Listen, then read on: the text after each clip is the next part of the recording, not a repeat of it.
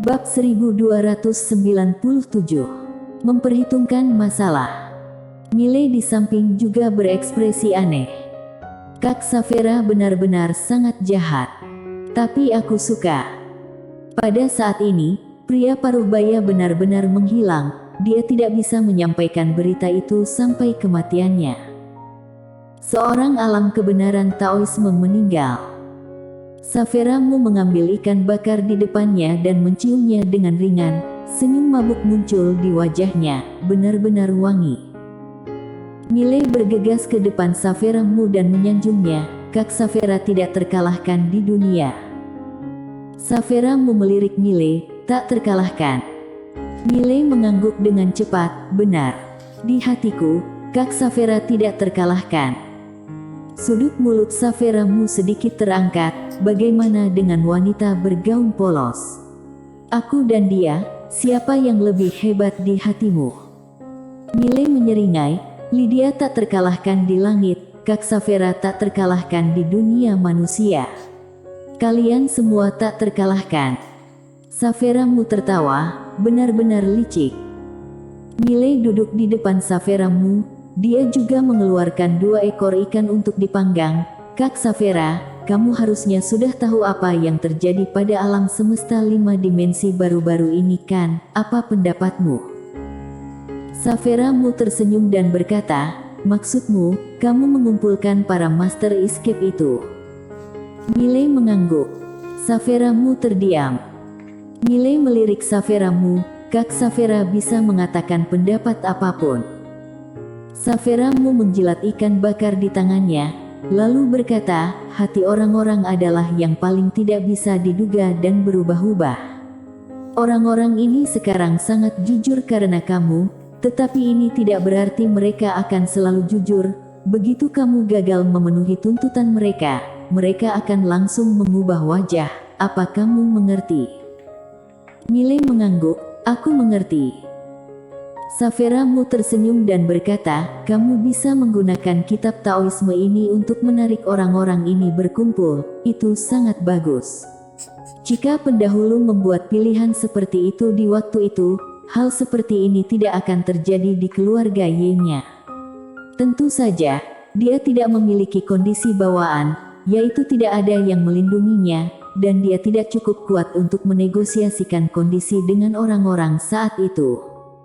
Miley terdiam. Dia tahu, alasan orang-orang ini datang berlindung padanya, karena mereka tidak dapat berbuat apa-apa padanya. Saphira Mu berkata lagi, namun, pada akhirnya dia tetap meninggal karena dia terlalu peduli dengan kitab Taoisme. Miley berkata dengan suara dalam, Kak Saphira, aku telah memperoleh 4 jilid kitab Taoisme. Apakah kamu ingin membacanya? Saphira Mu menggelengkan kepalanya, aku tidak terlalu tertarik. Miley sedikit bingung, mengapa? Saphira Mu tersenyum tanpa mengucapkan sepatah kata pun. Miley mengerti. Karena Saphira Mu sudah tidak butuh lagi. Saphira Mu tiba-tiba berkata, aku akan pergi ke suatu tempat. Miley memandang Saphira Mu. Saphira Mu bangkit dan menggeliat, tempat yang agak jauh. Lakukan apapun sesuka hati. Adapun alam semesta 5 dimensi, aku serahkan kepadamu untuk sementara. Miley berkata dengan suara dalam, apakah kamu akan kembali? Saphira Mu mengangguk, ya. Tapi, aku tidak akan kembali dalam waktu singkat. Selanjutnya, kamu harus menghadapi sendiri semua yang ada di alam semesta 5 dimensi. Apa kamu mengerti?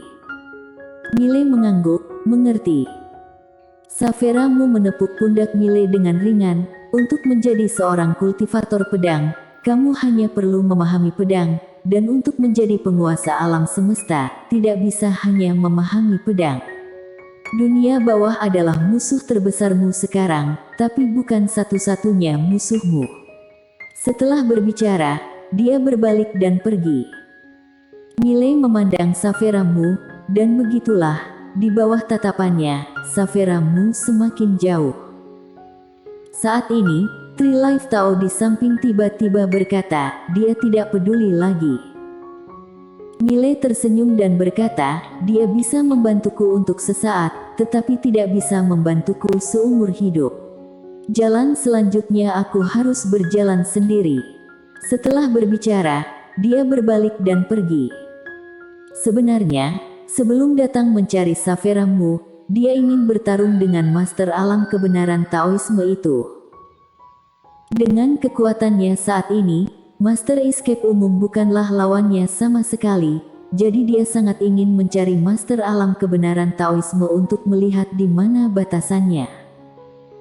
Yang tidak dia duga adalah saat dia menemukan Saveramu, pria parubaya itu sudah langsung terbunuh oleh pedang. Dia sangat ingin mengalahkan Saveramu, tapi dia tahu jika dia mencarinya untuk bertarung, dia hanya akan dipukuli. Saveramu terlalu kuat.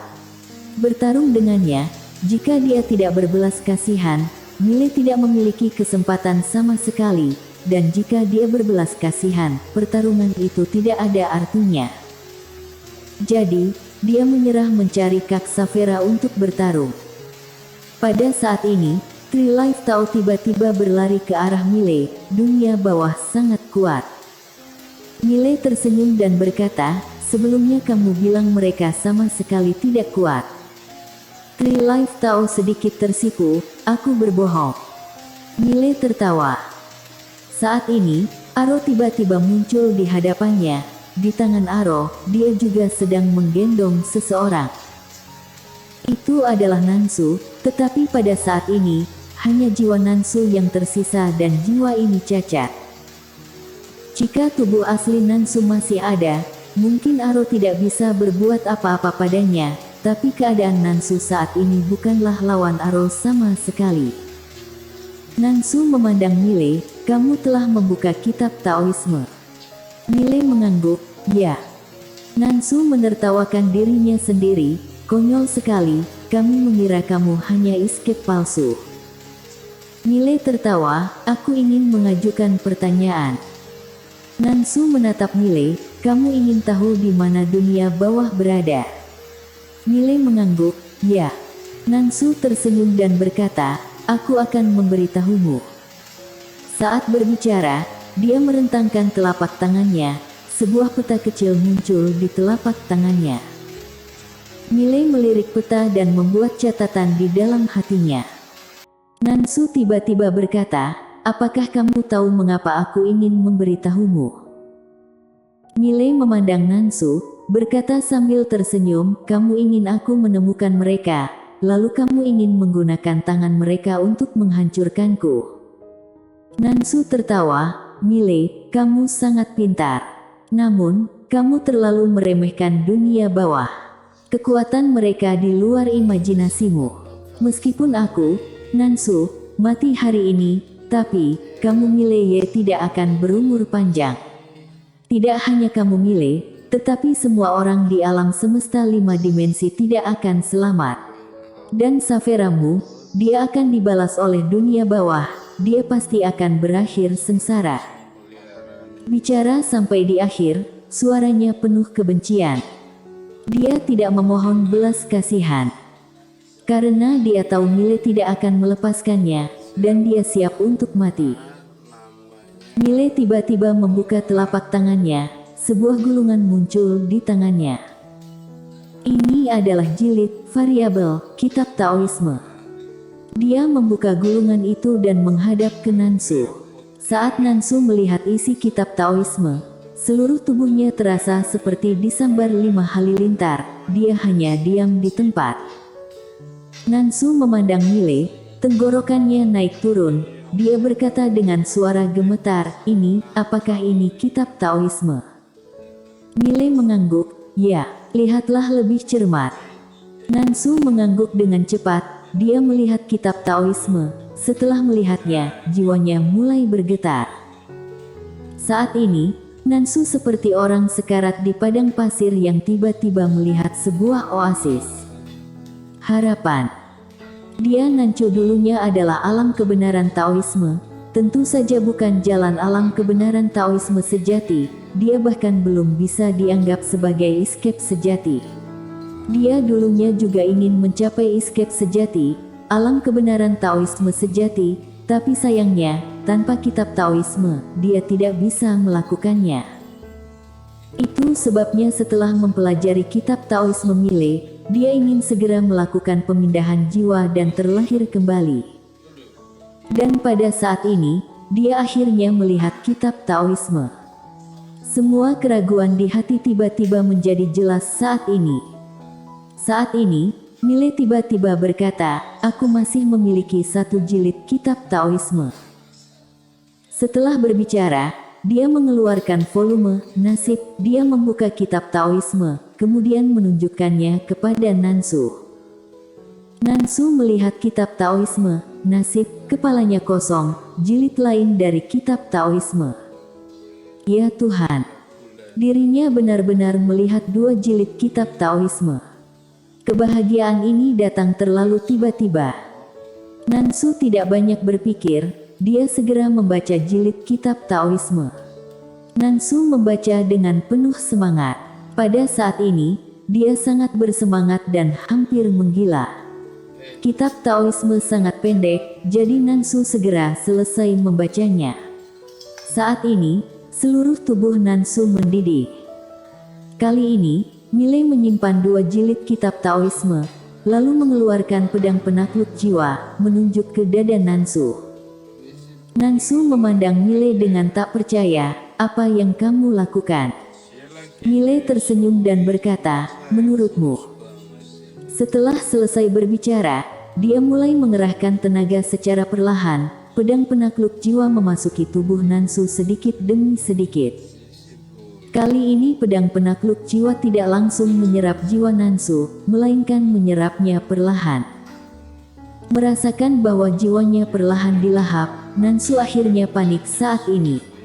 Nansu segera berlutut, Tuan Muda Ye, jangan bunuh aku tidak ingin mati. Awalnya, dia sudah memiliki keinginan untuk mati, tetapi sekarang dia tidak ingin mati lagi. Dia baru saja membaca 2 jilid kitab Taoisme. Beri dia waktu, dia pasti bisa menerobos. Saat ini, dia hanya ingin hidup. Martabat dan integritas hanya menjadi awan mengambang saat ini. Mile tidak berbicara, tapi pedangnya masuk sedikit demi sedikit, memasuki tubuh jiwa Nansu. Nansu dengan panik memohon, Tuan Muda Ye, jangan bunuh aku, selama kamu tidak membunuh aku akan bekerja untukmu, tolong jangan bunuh aku. Mile masih tidak berbicara, pada saat ini, pedang penakluk jiwa miliknya sudah memasuki jiwa Nansu. Melihat jiwa pembunuhan Mile begitu tegas, Nansu tiba-tiba meraung liar, Mile, kamu sangat kejam, Suara itu menembus jantung, mengguncang langit berbintang. Hal yang paling kejam di dunia adalah orang yang putus asa tapi melihat harapan dan harapan ini diikuti oleh keputusasaan. Nansu tidak pernah mengalami pasang surut seperti itu sepanjang hidupnya. Segera, pedang penakluk jiwa benar-benar menyerapnya di tengah suara keputusasaan, raungan dan kebencian Nansu. Nansu benar-benar hilang. Berbeda dari awal, Nansu pergi dengan tidak tenang. Dia sangat tidak enggan untuk pergi, sangat-sangat tidak enggan, tapi tetap harus pergi. Putus asa, tidak berdamai. Orang biasa tidak bisa memahami suasana hati Nansu saat akan pergi. Di samping, Trilife Tao melirik Mile dan tidak berbicara. Mile tersenyum dan berkata, apakah menurutmu aku kejam? Trilife Tao menggelengkan kepalanya, menurutku kamu tidak cukup kejam, aku harusnya membiarkan dia melihat jurus 3 kehidupan, dengan begitu, dia akan semakin enggan untuk pergi. Mile berkedip, aku bahkan tidak memikirkan itu. Trilife Tao berkata lagi, kamu harusnya berpura-pura memaafkannya, buat dia berpikir dia bisa bertahan hidup, lalu biarkan dia berlatih setengah jalan, lalu bunuh dia seperti barusan, dia akan semakin tidak berdamai. Mile menepuk dahinya sendiri, aku bahkan tidak memikirkan ini. Ini masih terlalu baik. Life Tao melirik Mile, apa yang harus dilakukan selanjutnya? Mile tersenyum dan berkata, memperhitungkan masalah. Bersambung.